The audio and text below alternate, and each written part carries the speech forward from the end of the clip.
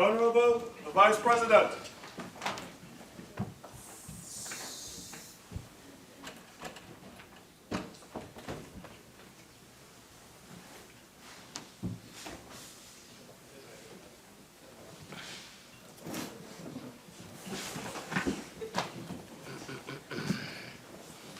Senator Mark. Thank you very much, Mr. Vice President.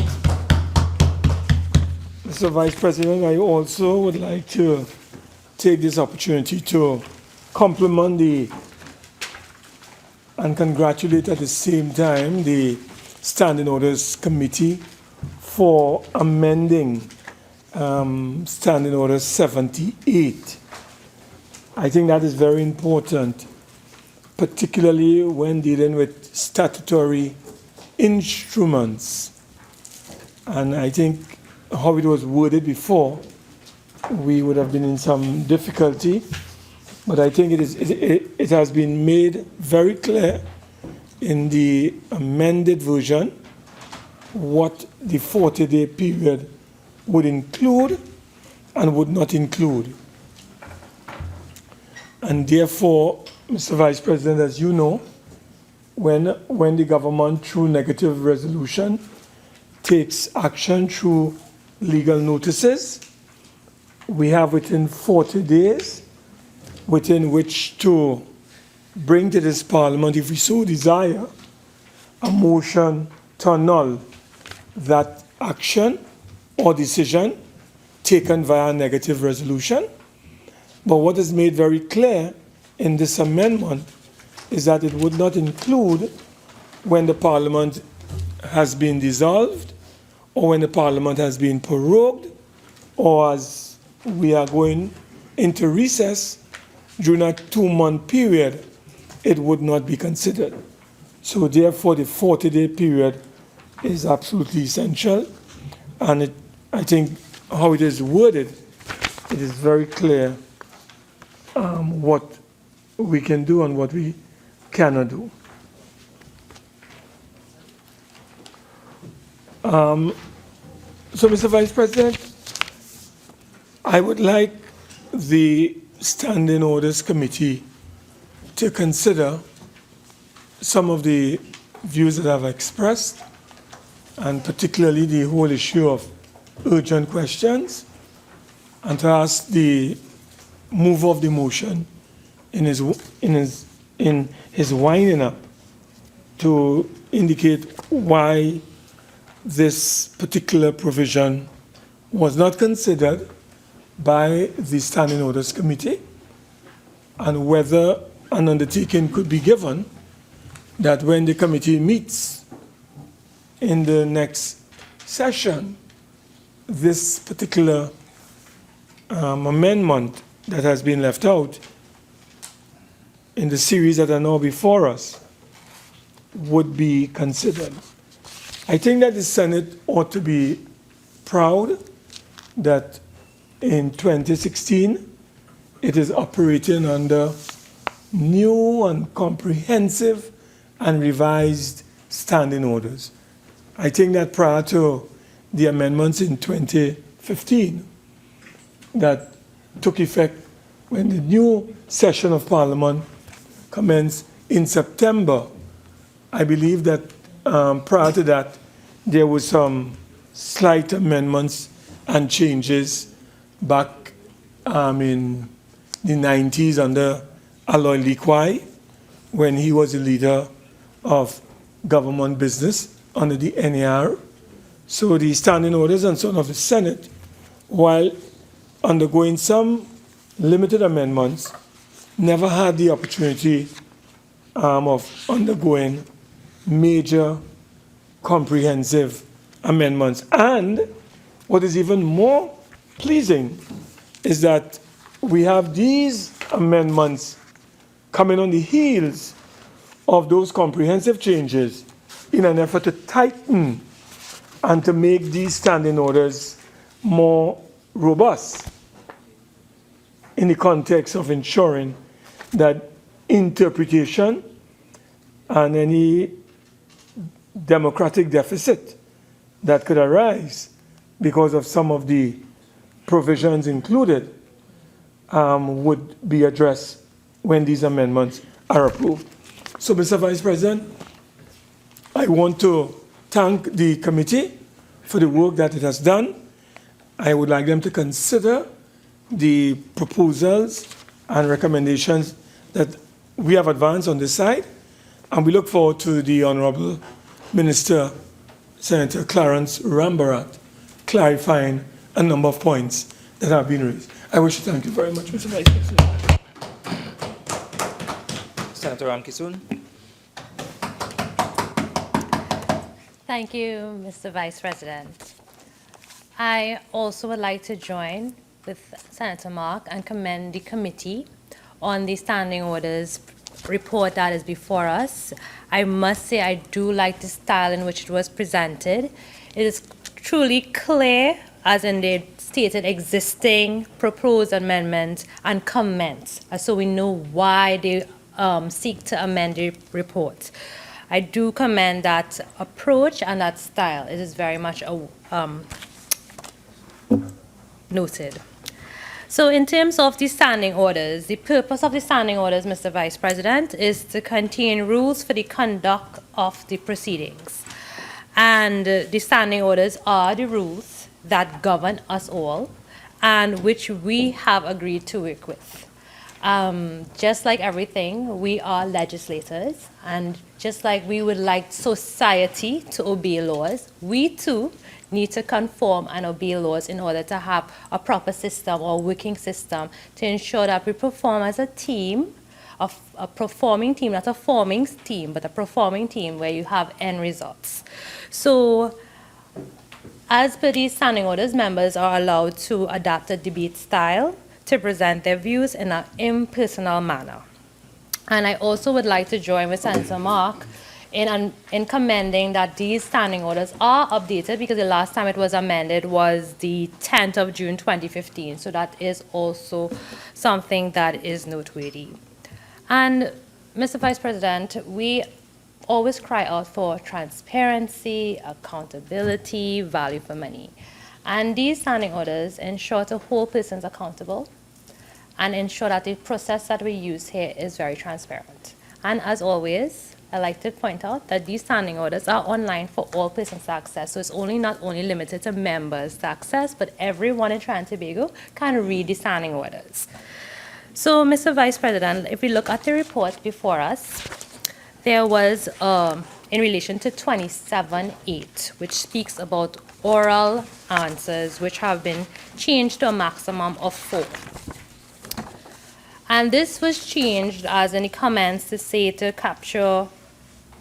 not lead to many questions being posed on one question, and to really capture it and hold a kind of cap, because we have allocated time to questions.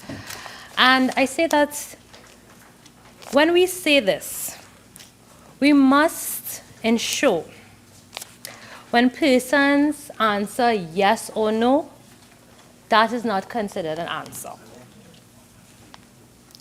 Answers should be yes or no with an explanation. Okay, because that is not considered. So if you're going to ask an explanation, that's what, question 2? Yes. Or session 3, you're wasting questions. And now I've seen this in questions and answers session in the Parliament, so I can only speak from what I have observed.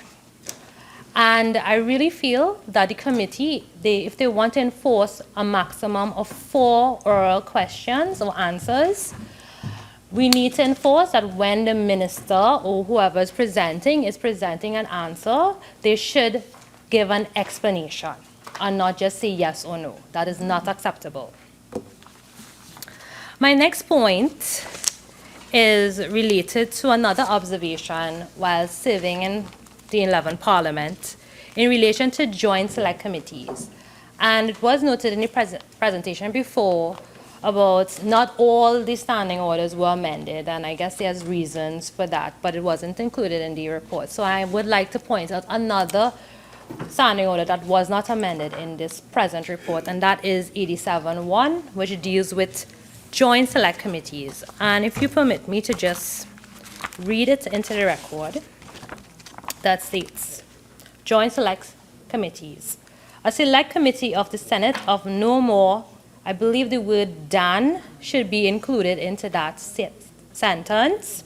No more than 6 senators may be appointed to sit with a select committee of the House of Representatives of equal number to form a joint select committee. Again, from serving on a joint select committee on the Family and Children's Division Bill, I had the experience and the feel of how this actually operates. And it was a very good learning. But one thing that I found was a little unbalanced or a little tipped was the selection or the inclusion of the independent members. And I had said before, the independent members do not have the luxury of other benches that have a collective approach where they have their caucus and they have every different member could come together and share it. This one member can have all the information. It doesn't work like that. The views and the expressions that I had expressed during my joint select committee serving was mine.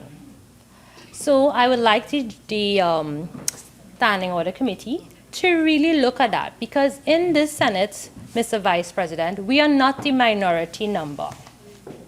But yet in these joint select committees, we are the minority. Because it's 1 of 9, which is only like 11% if you want to look at it like that in statistical value. And I felt that is not what we really want to reflect. So I found it very noteworthy to raise it. I felt this is such a good thing to have a debate on standing orders and amendments, because every time we use the standing orders, you never really get to voice your opinion. And I'm really glad that I can use this opportunity to voice my feelings and my thoughts on the standing orders and my interpretation of the standing orders. So I really felt that after serving on this joint select committee, because you have 3 senators from the government, 1 from the opposition, and only 1 independent senator, and as well you have the House of Representatives where you may have a 4 and a 2. So again, it's very skewed, and we don't have a reflection of the independent voice really being heard, because my experience and my opinion might be very different to another member. So I would like the Standing Order Committee to really look at including at least 2 members from the independent bench to really reflect that independent view and really show a different angle other than the political ties. My last main point after looking at the standing orders, again, is from experience sitting in this House. And I like in the report they said, comments, we are changing this point because to reflect what is actually done in practice. So in line with what is actually done in practice, I would like all members to reflect on Standing Orders 51E and F, and which states, E says, a member present in the Senate during the debate, E, shall maintain silence while another member is speaking and shall not interrupt except in accordance with these standing orders. F, shall not engage excessively in crosstalk or converse noisily with another member or otherwise disturb the proceedings. So first we want silence, and then we tell them not excessive crosstalk. So I'm not sure what we really mean by these standing orders. Are they supposed to complement each other or contradict? So I would like to suggest this as an amendment, and it really should be modified to reflect what is actually practiced in this House. And it should state, and it's a proposal again, members shall not disturb speakers, and crosstalk will only be permitted by and at the discretion of the president or the presiding officer. And this would allow members to have their passionate crosstalk, but at a limit, and will not contradict our laws, because we want to ensure when we write something, we adhere to it, because we are the exemplary body. We cannot write something that we can't uphold and then expect society to adhere to laws that we, again, are going to write and agree to. So I know it's a little bit difficult because we are always so passionate. And again, I learned this when I first came and I read the standing orders. I was so confused as to how this is not practiced. So if we had to have standing orders, we should ensure that it's followed, and if it's not followed, it should reflect what is actually done. Ensure that everybody's on the safe side. Before I close, because that was my last point, at the last sitting, we even had a vote on if the Senate should continue to sit based on the first week of closing in the month of July, and that is in accordance to Standing Order 13C. I must say, I also would like to state that this matter should be referred again to the Joint Select Committee on standing orders to ensure that we all understand what from the first week of July means. Because English can be a very interesting and passionate subject. I did not do languages. But I do speak the language of origin in Trinidad and Tobago. So we need to ensure that we have that clarity. And I did remember Madam President at the last ruling said it would be referred to the Joint Select Committee. So, Mr. Vice President, again, I am very happy that I can share my opinions and views on the standing orders, which I have read. And it is always good that we as a house and a body conform to the laws. And truly we need to reflect what is practiced. And if what is practiced is wrong, we need to change it. So I look forward to hearing in the wrap-up from the Honorable Senator Rambharat as a representative on the committee.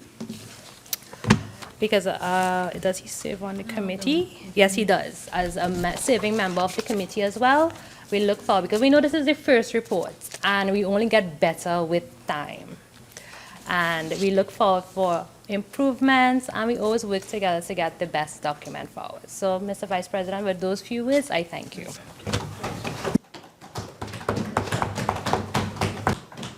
Senator, the Honorable Clarence Rambharat. Thank you very much, Mr. Vice President. Mr. Vice President, let me just first respond to my colleague, Senator Mark. I commend him. For once, his contribution expressed more pleasure than pain. I welcome that. So let me address his pain. The first thing, Mr. Vice President, is, of course, there are 118 standing orders. The role of the committee is not to address all 118 in one sitting.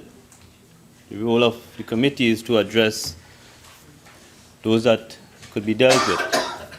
So I take on board his suggestion that we look at other standing orders, 16 and 25 and all of that, but the report before us deals with some specific standing orders. The committee has looked at and has made recommendations for amendment, and that is the matter before us. And as I did earlier when I said I would let the committee know that concerns have been expressed about 13 and the matter of penalties and sanctions on assurances, I would add to that list the concerns raised by Senator Mark. But on the matter of 16 and 25 and urgent questions and matters of definite matters of urgent public importance, let me just make the point, Mr. Vice President. The standing orders provide for a series of opportunities for senators to make interventions. 15, for example, provides for a senator to raise a matter on the adjournment. 16 deals with a specific type of matter, definite matter of urgent public importance. The senator is required to meet the criteria. The chair determines whether the criteria has been met. And 25 deals with another category of urgent questions. So it is not for lack of opportunity to raise questions that are important to the public. There's a process. There are different standing orders. and the time allotted for the response to the questions, or in the case of the motion on the adjournment, the time allotted indicates the type of question and the depth of the response that is required.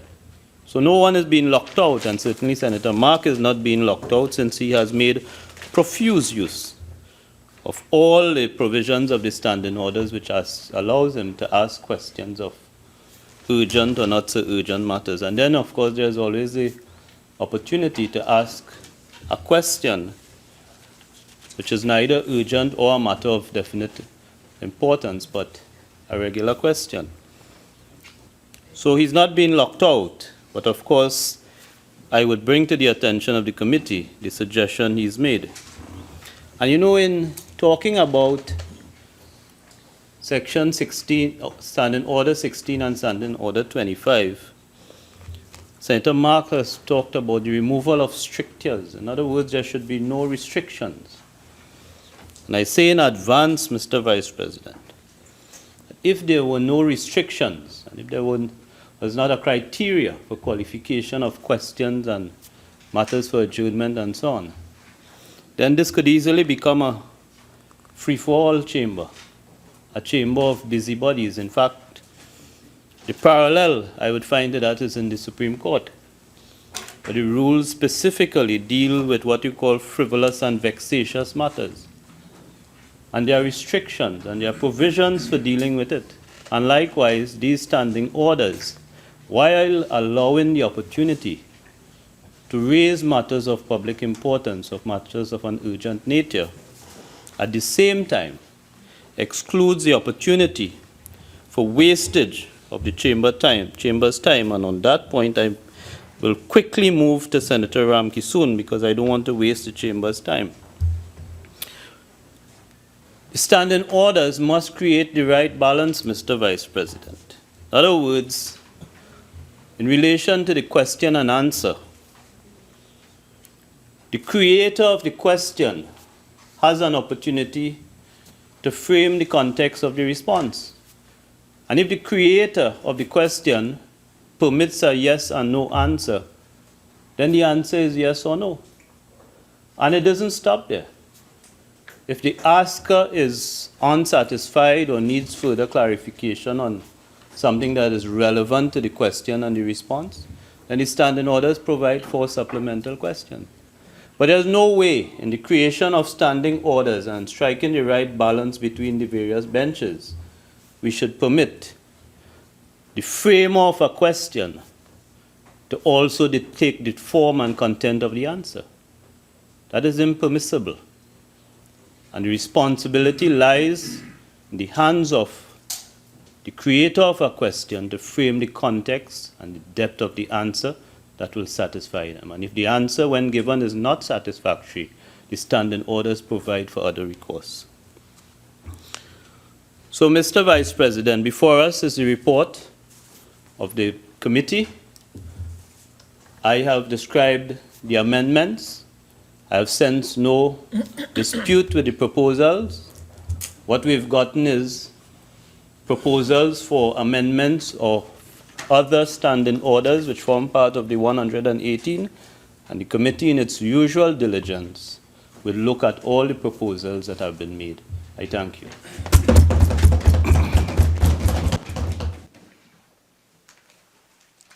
I think, Honorable Senator, you have to say beg to move. In.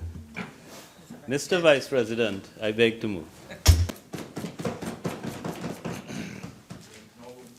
Honorable Senators, the question is, be it resolved that the Senate adopt the first report of the Senate Standing Orders Committee, first session 2015-2016, 11th Parliament.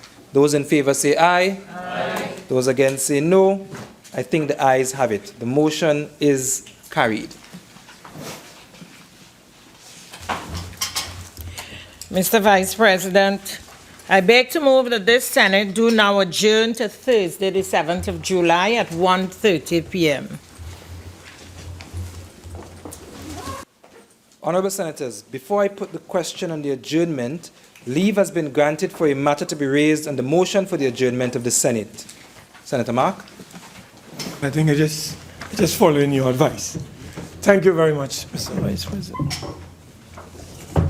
Mr. Vice President, first of all, let me say from the outset that the Honorable Leader of the House is not here.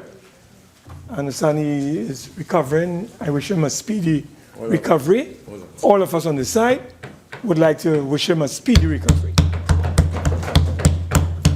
This particular matter was directed at the leader of government business. But seeing that we have a temporary leader, I hope that the honorable member, the honorable minister and senator would be in a position to respond.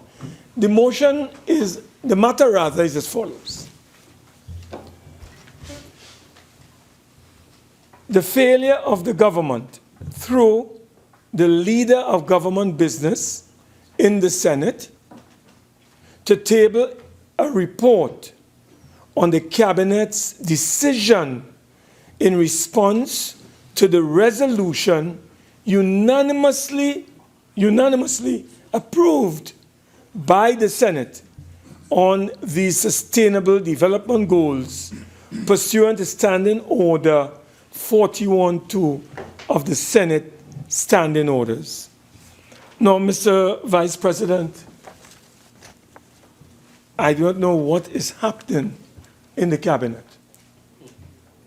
What I can tell you, Mr. Vice President, is that a motion was unanimously approved by this Honorable Senate. Every member present, 27 of them, of us, voted in favor, as you recall, on the Sustainable Development Goals. That was on the 23rd of February, 2016. Mr. Vice President, let me quote the relevant standing order that governs this operation. It's Standing Order 41, sub 2. It says, a report, first of all, every private member's motion approved by the Senate which requires action on national policy issues shall be submitted by the clerk of the Senate to the Cabinet for consideration within 1 week of the date of approval by the Senate.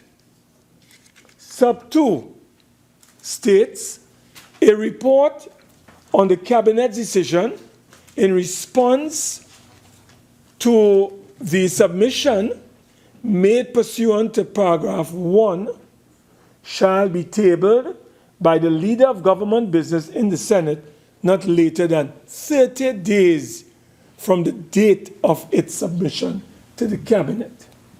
30 days. Mr. Vice President, I am advised that the clerk did her part. She submitted a letter.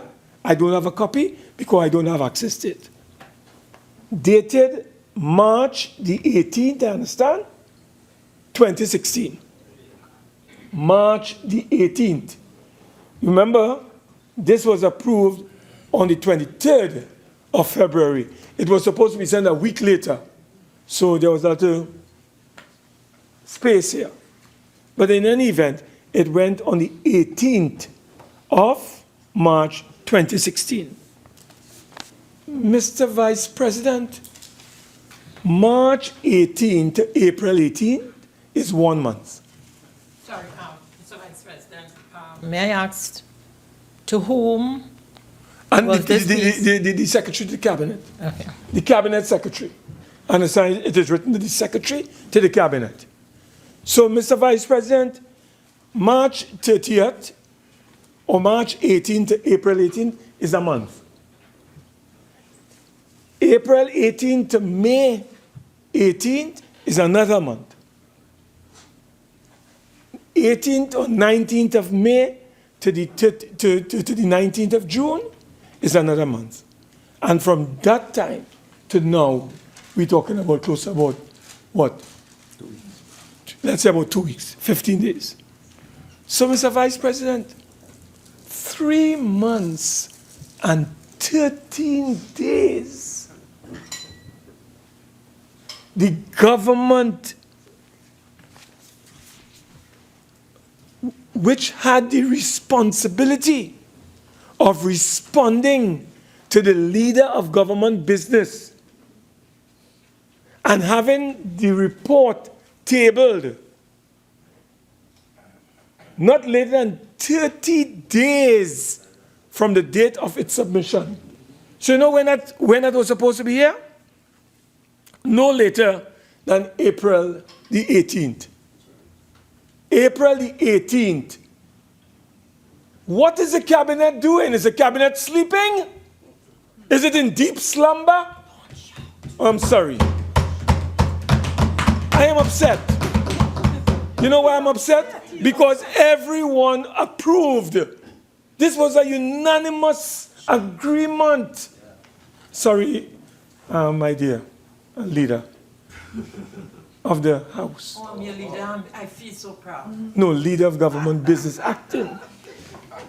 Yes, but one of these good days, I will be your leader. So, Mr. Vice President, could you imagine, since the 18th of April, Mr. Vice President, this is a contempt for the Senate.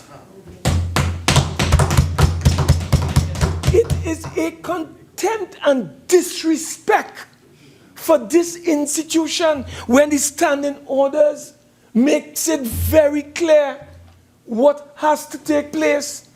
And Mr. Vice President, what is this thing about? This is the 17 Sustainable Development Goals that Trinidad and Tobago signed off on the 25th of September 2015. A motion was brought. Everybody spoke in glowing terms about dealing with these 17 Sustainable Development Goals, Mr. Vice President. And one of the resolutions said that the government would table a report on the implementation of the national strategy for the Sustainable Development Goals for a thorough review by the Parliament. That is one of the resolutions that we approved unanimously. And I am very, very embarrassed that a government that's supposed to be doing its work on behalf of the people gets a resolution, gets a letter with the accompanying resolution, and today, Mr. Vice President, almost 104 days later, the government has not honored its commitment to table, Mr. Vice President, in accordance with the Standing Order 41-2, a report in response to our submission, Mr. Vice President. Senator, you have 2 more minutes. Yes, thank you very much, Mr. Vice President. Thank you very much. Mr. Vice President, the cabinet was supposed to respond, right, and have the leader of government business table in our Senate no later than 30 days a report on its decision. Is the cabinet in agreement with the resolution? Is the cabinet not in agreement with the resolution? Whatever decision the cabinet decides to take, that's the cabinet's business. But at least show us the respect and don't treat us with contempt, disrespect, and contumely. So, Mr. Vice President, may I, in closing, call on the leader of government business acting to bring this Honorable Senate up to speed on what is the status of this report that was supposed to be submitted to this Honorable House 104 days ago. I thank you, Mr. Vice President. Honorable Acting Leader of Government Business. Mr. Vice President, I would want to convey to this Honorable House, and in particular, my senatorial colleague, although he sounds very upset, that this government, it is not this government's intention to disrespect you or this House, nor to create any sense of contempt.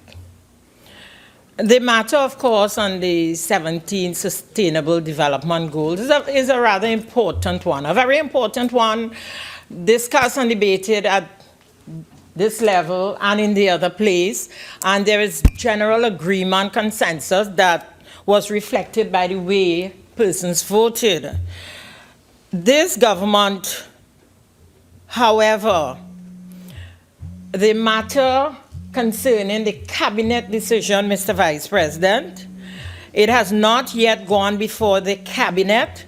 This matter concerns the formulation of national policy, Mr. Vice President. It also focuses on the development of a national strategy. And whilst I understand the impatience of my friend, development of national policy and development of a national strategy required the meeting of the minds. Notwithstanding that, Mr. Chairman, I know it has taken some time, but the matter will be placed before the cabinet because those of us who were involved in the debate, there is agreement. It's an open door. It's an open door, and it will be placed before the cabinet. And I give the assurance, Mr. Senator Amin and Senator Ramkissoon, I give the assurance that by the time this Honorable House meets in the new, well, we will have the sufficiency of time to take the matter to cabinet so that when we come back after we are all well rested, and the little impatience would be rested too. I give the assurance it will be. Seriously, it's a matter, I understand, we understand the importance of it, and there are real good reasons for it not, a report not being here, and the matter not yet being reported. The strategy is being finalized, and it will be taken to cabinet. And I urge my senatorial colleagues and the others on the other side to exercise a little patience with the government. We will get it done. And I'm sure not after the other day in this week, but when we resume in September, I will see a smile on your face, Senator Mark, instead of impatience and anger at this government. Thank you, Mr. Vice President. Honourable Senators, before I put the question, I now invite senators to bring greetings for the Eid al-Fitr celebrations on Wednesday, tomorrow. Honourable Leader of Government Business. Mr. Vice President, my fellow Senate colleagues, Ramadan is a most holy time of the year for our Muslim brothers and sisters who reflect on the teachings of Islam. The emphasis, though, is not placed only on abstinence from food, but also from evil actions, evil thoughts, evil words. Those who fast can attest to the spiritual and physiological gains. But the question may be asked, how can these gains transcend to the good of our nation? Mr. Vice President, and one would respond by saying, it's not a call to us, for all of us to be meek in spirit and mind, but to be humble and to put others before ourselves, to reach for a greater good, to be a better person, to be a better people. This is what we are called to be. This is the lesson for us all in this noble house and to our fellow man as we join our brothers and sisters who celebrate Eid al-Fitr tomorrow, Mr. Vice President. We are on the cusp of the end of this holy month, but it is not too late for us to veer away from evil actions, thoughts, and words and strive for positivity. The beauty of this festival, Mr. Vice President, is not only it is solemn, but it is a joy. The beauty of this festival, Eid al-Fitr, is a time to give thanks for blessings, for the victory of good over evil. It is a time for forgiveness and for celebration, for completing another successful Ramadan. As Trinidadians and Tobagonians, we all have much to be grateful for. One thing, Mr. Vice President, is that we live in peaceful coexistence. We have generally at peace as a people. We may have our personal differences or political differences, but we coexist peacefully in Trinidad and Tobago.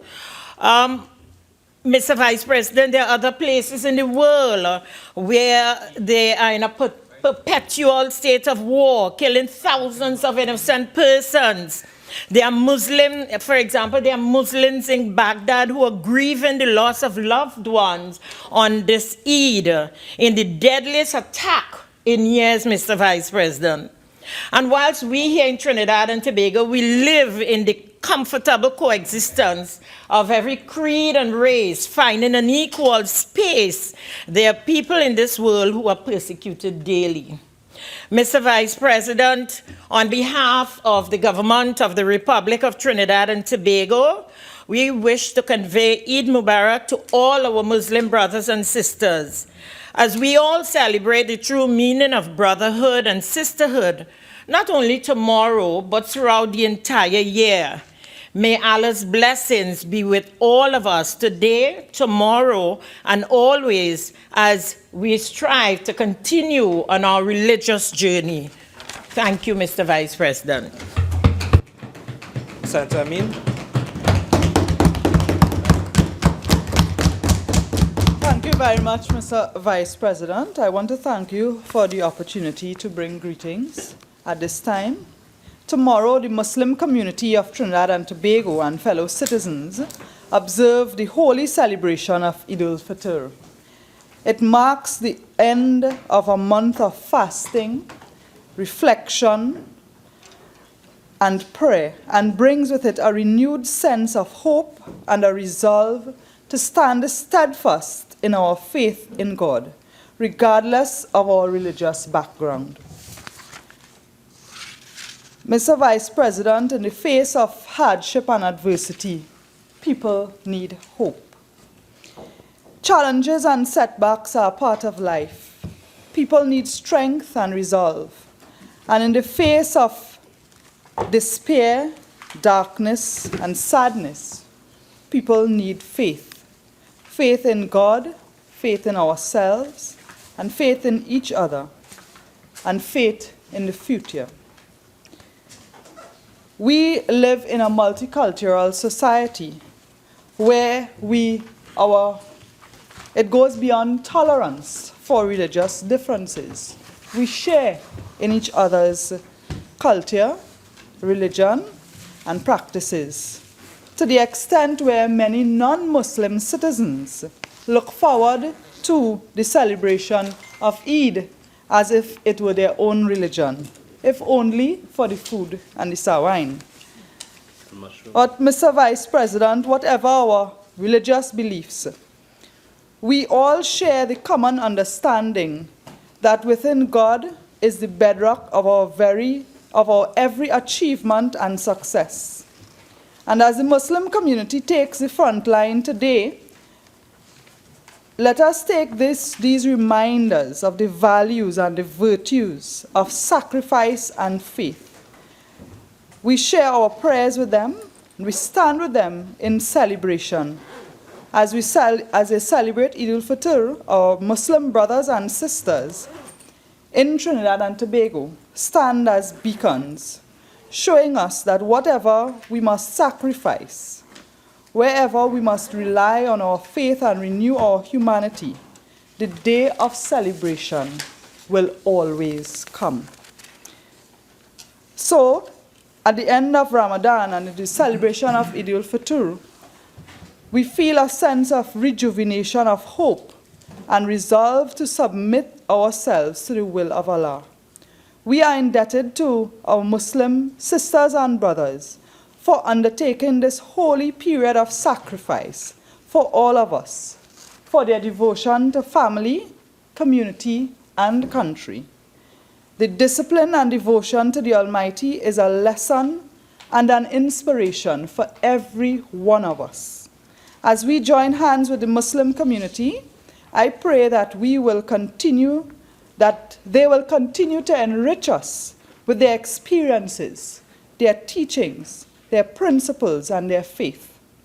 Their dedication will serve to benefit an entire nation, and it is our responsibility to mirror the core values of Ramadan and Eid as we work together for the improvement of Trinidad and Tobago. Mr. Vice President, we in the United National Congress and the parliamentary opposition stand in unity with our Muslim brothers and sisters and salute their community's faith and sacrifice for the good of a nation we all love. Eid Mubarak to the Muslim community and to the people of Trinidad and Tobago. I thank you. Senator Rafful.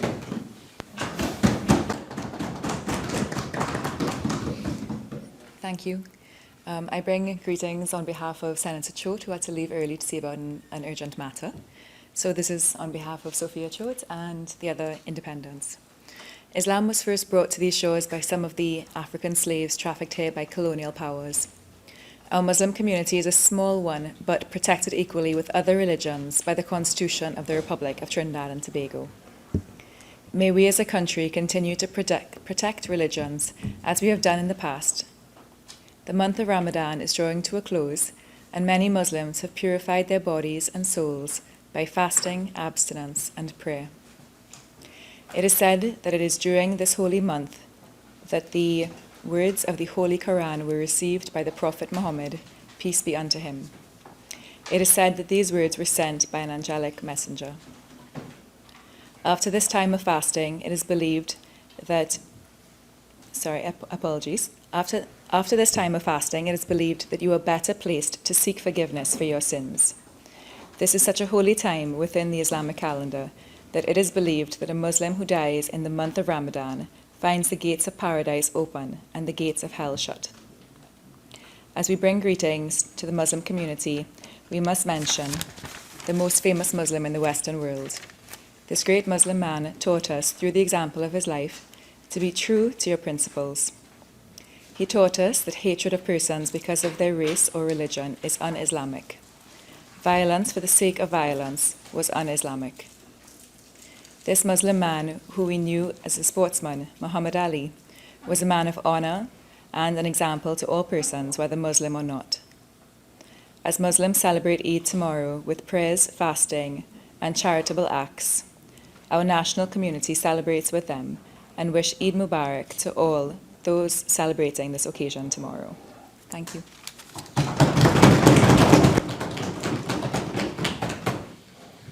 Honorable Senators, I join you in bringing greetings to the Muslim community on the occasion of Eid al-Fitr.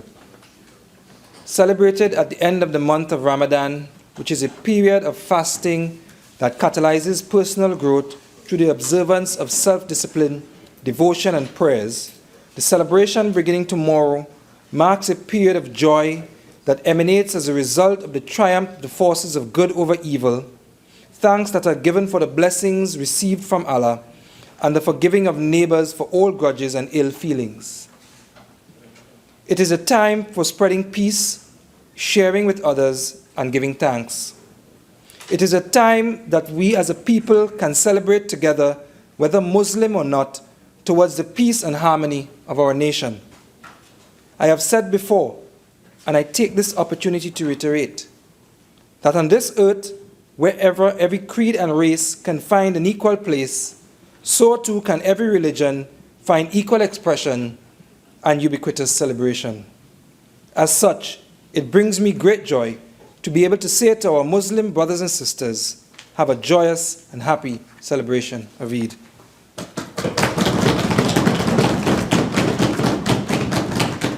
Honorable Senators, the question is that this Senate do now adjourn to Thursday, the 7th of July, 2016 at 1:30 p.m.